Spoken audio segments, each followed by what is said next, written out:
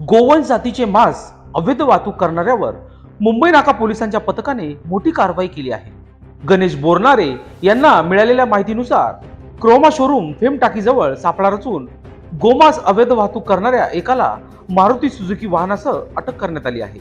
या कारवाईत संशयित आरोपीकडून एकूण 2,40,000 रुपये किमतीचा मुद्देमाल जप्त करण्यात आला आहे.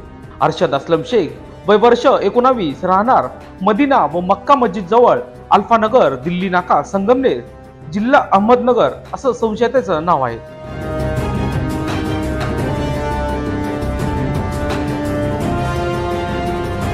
सदर इसमा विरुद्ध मुंबई नाका पोलीस ठाण्यात 3/4/2024 रोजी गुन्हा रजिस्टर नंबर 105/2024, भादवी कलम 429/34 व प्राणी संरक्षण अधिनियम 1995 चे कलम 5A, 5K, 9A, 11 प्रमाणे गुन्हा दाखल करण्यात आला आहे.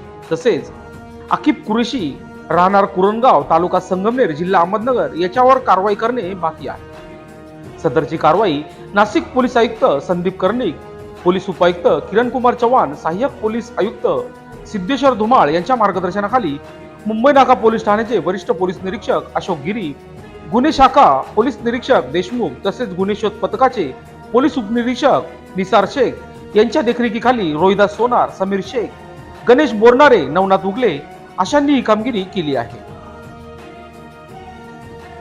लोकशास्त्र न्यूज साठी बंटी आढाव, नाशिक.